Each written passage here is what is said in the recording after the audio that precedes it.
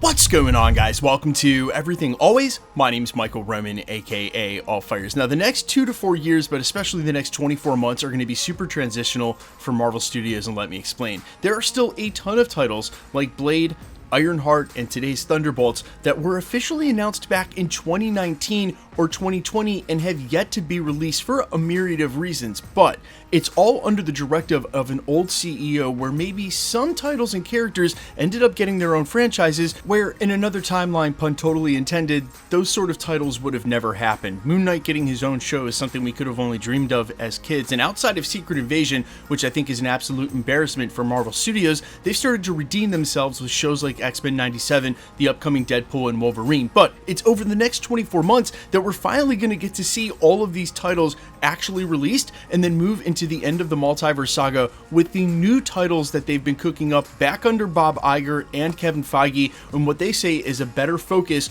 on the characters that we all care about and the Avengers teams. Now, while it's fun to get excited for the future, as I just said, it's the next 2 years that are super transitional as finally all of these titles get released. One of them is next year's Thunderbolts, where we thought we had a pretty good beat on the plot of what was going on with the film, but industry insider Daniel RPK has weighed in to fill in those blanks with an early plot synopsis. We're going to read through it, break it down, I'm going to annotate it where I can, and then talk about what this means for the future of these characters as they should show up at the end of the Multiverse saga. We're breaking it all down, the early unofficial synopsis for the Thunderbolts, but first, if you could grab the subscribe button. We do daily Marvel content at the channel, and that's all we do. Everything from official Easter egg breakdowns, trailers, and reviews, to the occasional industry insider report and everything in between. So if that sort of thing's for you, hit the subscribe button, leave a comment down below. That will automatically enter you to win our ongoing PS5 giveaway. The next one is right around the corner to coincide with the release of Deadpool and Wolverine, just about 2 months away. Again, all you gotta do be a sub, leave a comment. If you want, stick around to the end of the video. We get into all the giveaway stuff again there. Okay, so I am gonna issue the lightest of spoiler warning, even though this is an unofficial synopsis. It's coming from a trusted source, and it really connects the dots with what we're about to see in the upcoming Captain America Brave New World.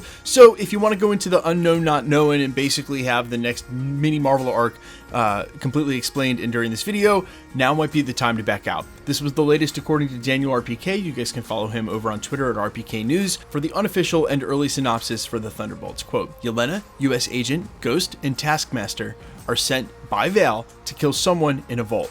They realize they've been set up and were meant to die on this mission, so they team up against their boss to take her down. Obviously, the character in the vault, the lightest of spoiler warning, is the character of Sentry, who is going to be completely OP if done right in the MCU, in the eventuality of what we're going to see in the upcoming Captain America Brave New World. Let me explain. There's an enormous through line that they started back with She-Hulk in regards to what's going on with the intelligentsia and how they're working with the government. Now, part of that plot line, and especially in the new Captain America movie, is said to involve adamantium. But that is part of a bigger plan by the government for the weapons program that, of course, starts in the early MCU with Captain America, but is an eventuality to Weapon X when we get to Wolverine, something they may be setting up for, or maybe skipping that completely in the MCU. Regardless, we still know because of what's going on with the leader and the original setup with them trying to get their hands on She-Hulk or Hulk's blood, which will obviously be the catalyst of what's going on with the Red Hulk as the villain of that film, but really it speaks to a larger governmental program to keep producing super soldiers, and the eventuality of that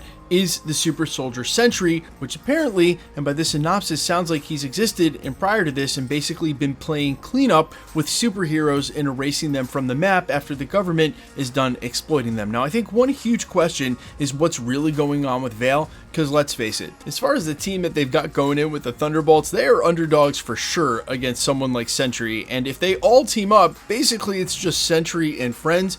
What in the world is Val gonna do against Sentry? They're going to have a hard enough time facing off against him.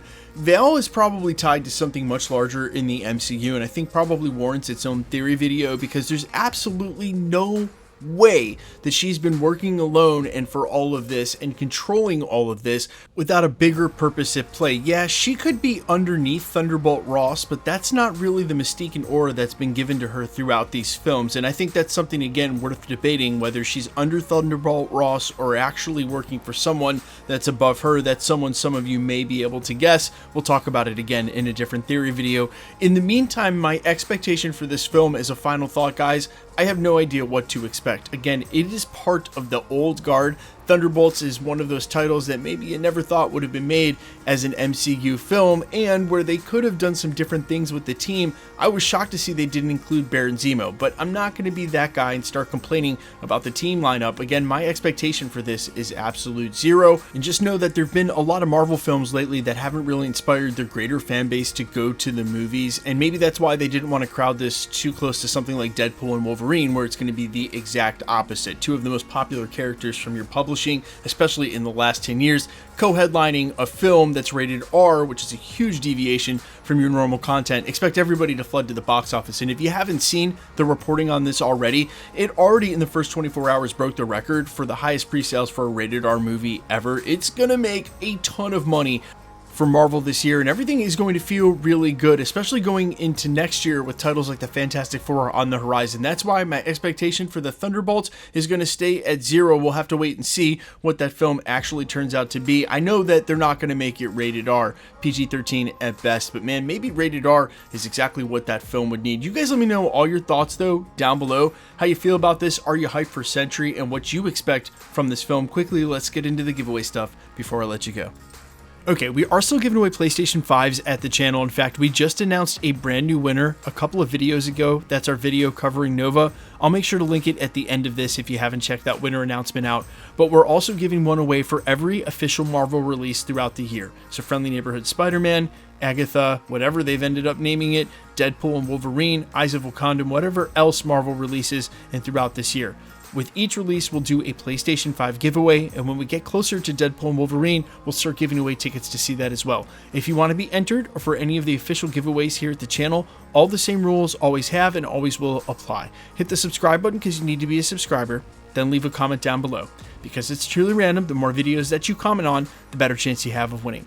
All winners will always be announced in the videos at the end of videos, like we did just days ago, live with my voice, and the winning comment shown on screen. We then verify the account. It'll always be done that way, so please stay safe, stay vigilant, especially here on YouTube. If you should ever get a spammer comment trying to make you pay for shipping, keep in mind, content creators don't do that. Just go ahead and report that comment directly to YouTube. They are very fast about deleting it and then suspending the account, and then not only have you removed that comment from said content creator's page, but you've removed that commenting account from everyone that they've commented that spam comment on. You are doing everybody such a service at the community. And while they've left my channel alone for quite a while, they are still targeting this corner of the internet, or rather some of my friends' content creation pages, and I feel like a PSA just helps keep everybody safe. Again, keep in mind, no content creator will ever tell you in a comment that you've won, and certainly will never, ever, ever charge you for shipping. It's just a scam, so keep that in mind and never give out your information on a third-party app like Telegram or WhatsApp. The best way to keep up with the content has always been to hit the notification bell with all notifications turned on, and as always,